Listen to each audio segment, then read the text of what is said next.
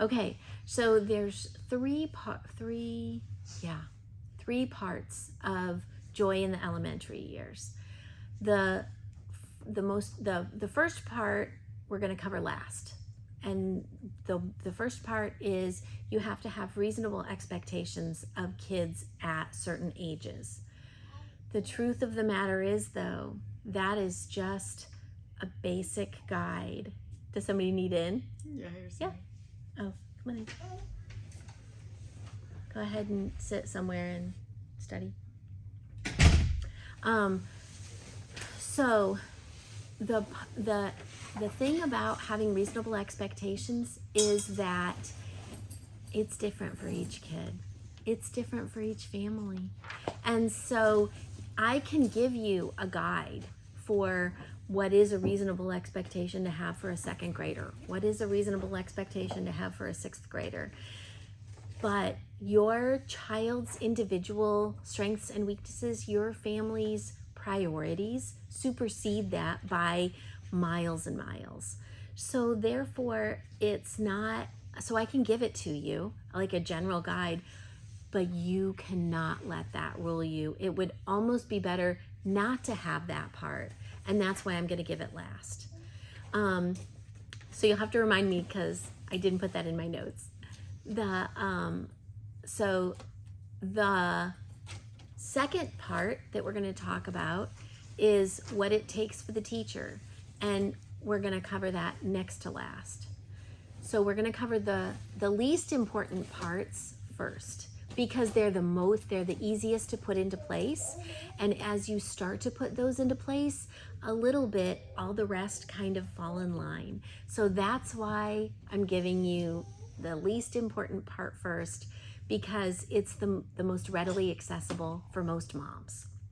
So the first thing I want to tell you is slow down. If you want to have joy in your elementary school, you are going to have one thing planned for your day. You can put other things in. Lots of kids need other things, but it can't be in your expectation of success.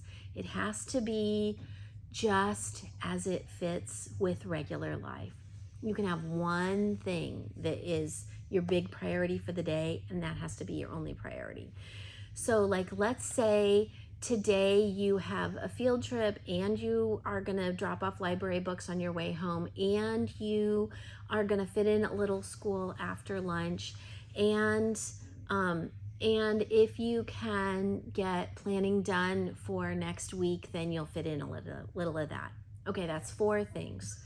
You can only pick one of those as your big priority. The reason slowing down, the philosophy behind it, the reason it's so important that you can only pick one thing that you're going to have as your measure of success for the day is that children have joy in the moment. If we are rushing our child to go place to place and do thing to thing, each of those experiences, it's going to take away from those experiences to have too much packed into their day. If we have, and the biggest reason why is that thing that's most important, the expectations of our children being reasonable for that child, we have to make a study of our child as homeschool moms. And we won't have time to make a study of our child if we're checking off boxes and we have to do this, and we have to do this, and we have to do this. As busy moms with a lot on your plate and homeschooling added to it, that sounds absurd. It sounds like I should say, be type A. That's what I am. That's what's going to work for you. That's what's going to get everything done. You are going to lose the most important thing in the middle of living your life like that. Mm-hmm. Have one thing as your main priority. You can have a list of 20 other things that, wouldn't it be nice to get done? Wouldn't it be nice if I could get my checklist done? Mm-hmm. But it has to be this bitty boppy little song, not the main priority in your head. So pick one thing, the field trip, or the library books, or my planning, or one thing is the most that you're going to get done that day. And everything else is just if we get to it. So kids, so you can't pack too much into one lesson or one afternoon or 1 week. Kids thrive on consistency. So, and they do really well with the sameness that drives us as adults absolutely batty. But that is what they need to know that the sun rises in the east and is going to come up tomorrow morning, whether the clouds are behind it or not. And the other thing that slowing down does, so I gave you slow down, I gave you philosophies of why it's important, and now I'm giving you practical.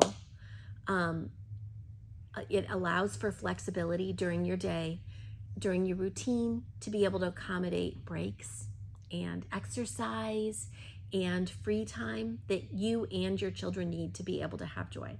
If you do nothing else out of this entire class of how to have joy in your homeschool, this item is going to give you joy in your homeschool, is slowing down.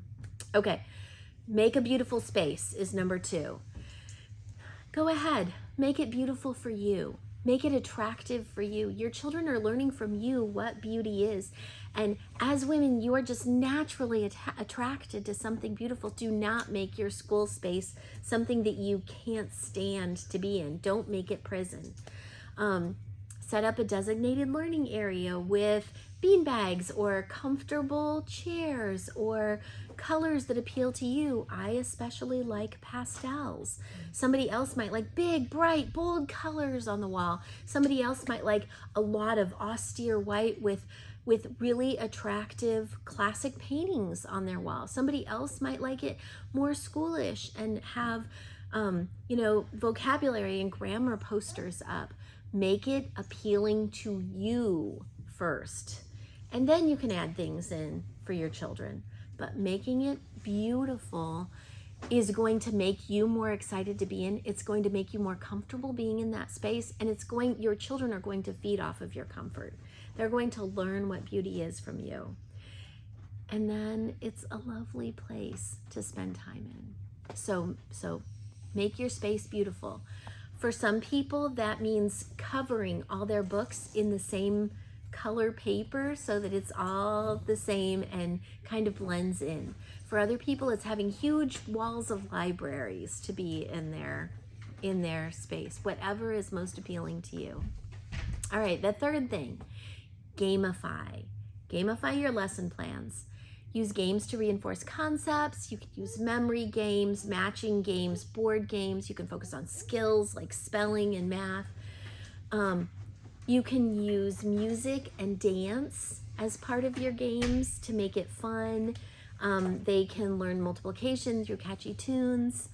You can take a hands-on approach by learning, by conducting science experiments or cooking together.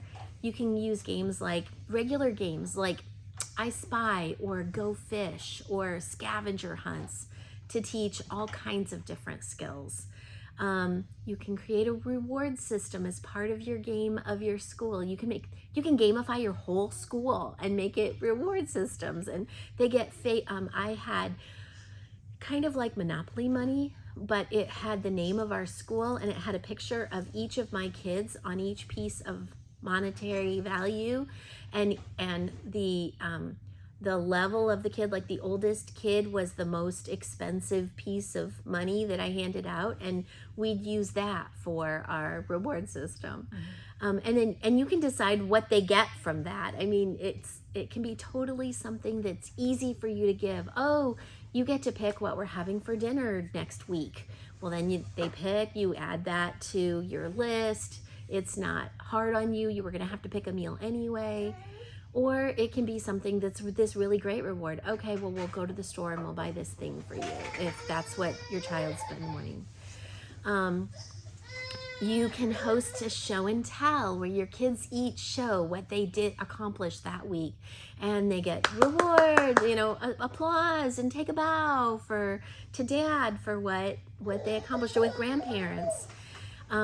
You can have challenges, reading challenges in your home. You can